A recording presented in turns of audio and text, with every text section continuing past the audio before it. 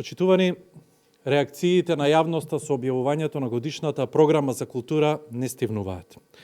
Бидејќи не е јавно соопштено, новост е дека вчера имињата на комисиите се објавени со линк кој е додаден на веб страната на Министерството заедно со резултатите од годишната програма, веројатно за да нема поголема видливост. Министерке, не дадовте ниту еден аргументиран демант и должите на македонската јавност уште многу неодговорени прашања. Дали од овие членови, членот на Комисијата за музејска дејност е наставник по англиски, исто како и вас, и нема никаква допирна точка со музејската дејност? Дали членот на Комисијата за визуелни уметности е се уште студент? И ако во времето на ВМРО ДПМН, како што рековте вие, имало и академици, и во најмала рака универзитетски професори, Комисијата за заштита на културно наследство сега е составена од членови кои немаат ниту едно научно звање. А за подсетување на јавноста, минатата година за член на истата комисија беше наставник по биологија. Дали председателката на Комисијата за интердисциплинарни, освен што е истакнат активист на СДСМ и член на извршната канцеларија на Сдруженијето на граѓани Младински културен центар Битола, за кое во оваа дејност самата си доделила 11.000 евра за проектот Битола отворен град за 2024 година. И дали членови на Комисијата за фолклор си доделувале средства во Сдруженијата на граѓани во кои тие самите партиципираат. И колкумина од вашите членови на комисии, кои го чинат македонскиот народ со околу 80.000 евра, се активисти на СДСМ и ДУИ, односно повеќе се партиски препознатливи, отколку по нивниот професионален бекграунд. Вие која никогаш не сте биле дел од културата, да ви повторам уште еднаш она што културната јавност многу добро го знае, дека во времето на ВМРО ДПМН пресовите на министерот при објавувањето на годишната програма се одржуваа во присуство на сите членови на комисиите, затоа што со квалитетни и истакнати професионалци и со буџети со износи од 9 милиони до 12 милиони денари само во националните театри не сме имале од што да се срамиме. А хонорарите на членовите на комисиите беа за 70% пониски, иако тогаш во најмала рака, како што веќе кажав, председателите на комисиите беа со научни звања, универзитетски професори, дури и академици.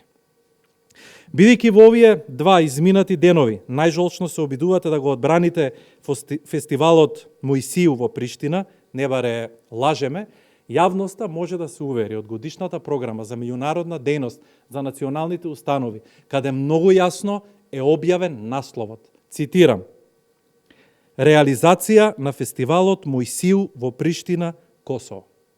Ако тврдите дека не се работи за организација, туку за учество, произлегува и дополнителна дилема. Зошто сите останати национални театри кои се финансирани за учество во многу подалечни земји се поддржани со 10 пати помали средства? И доколку станува збор само за учество, како тоа за само 100 километри пат Министерството издвоило 30.000 евра? И конечно, ова наводно учество на фестивал во Косово, зошто чини многу повеќе отколку организацијата на нашите етаблирани традиционални меѓународни фестивали Ристо Шишков и Скомрахи заедно.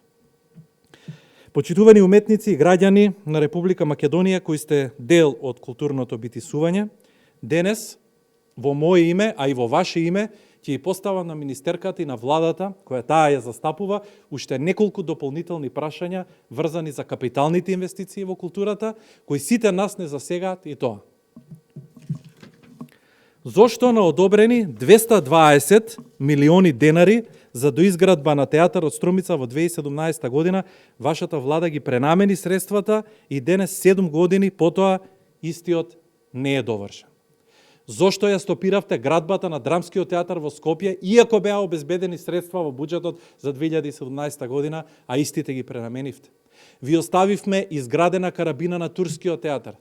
7 години поред. Требаше само да ја завршите во првата фаза, а остатокот на објектот да се доизгради со средства од турската влада. Ни тоа не го направивте.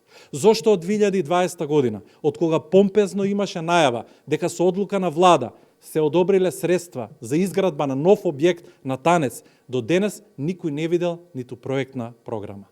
Зошто од 2017 година? Секоја година изјавувате дека сега работите на проектната програма за театарот во Прилеп, во 2019 година дека се средуваат градежните дозволи во општината, па во јуни минатата 23-та се обидовте да ја префрлите топката на градоначалникот дека политички ве обструира. А кога за само еден месец сите услови ви беа обезбедени, повторно се вративте на старата песна и пак на проектната програма. Во 2022 година, по цели 5 години, отпочнавте со реконструкција на кровот на Националната универзитетска библиотека Свети Климент Охридски. И најавивте дека ќе продолжите следната година со блоковите 3 и 5 од објектот, се до неговото завршување, за повторно да го вратите сјајот на овој значаен архитектонски објект. Од тоа нема ништо. А што да кажеме за театарот во Куманово? Исто така, долго најавената реконструкција за која одвоивте 15 пати помалку средства, отпочнавте со уривање на интериерот и денес театарот е неупотреблив за реализација на културни содржини. Нови средства во 24-та за него секако нема. И секако, еден од најголемите најавени инвестициски, најавени зафати кој е предмет на манипулација е реконструкцијата на универзална сала. Па ќе ви ги поставам истите прашања кои ви ги постави и пратеничката Ане Лашковска.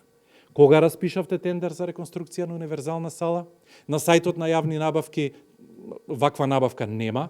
Која фирма ја избравте за изведувач и како? Кој и како го избравте надзорот и колку средства се обезбедени за 2024 година? Но ова искрено и не очекувам одговори, бидејќи одамна е јасно дека оваа неспособна влада, освен што со години ја манипулира јавноста, нема ниту една инвестиција во Република Македонија и затоа ќе остане уште долго време запаметена како влада која една шајка нема закована. Жалам што државата ја доведовте на апарати економски, институционално, регионално. Вие и вашата влада успеавте и она што со столетија ни е дадено, цивилизацијското и културното наследство да го урнисате.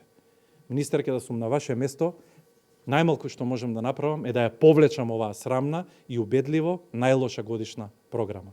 Но, надежта последна умира, после 8 мај, вакви скандалозни програми ќе бидат минато. Благодарам. Повелете прашања? Добро, благодарам.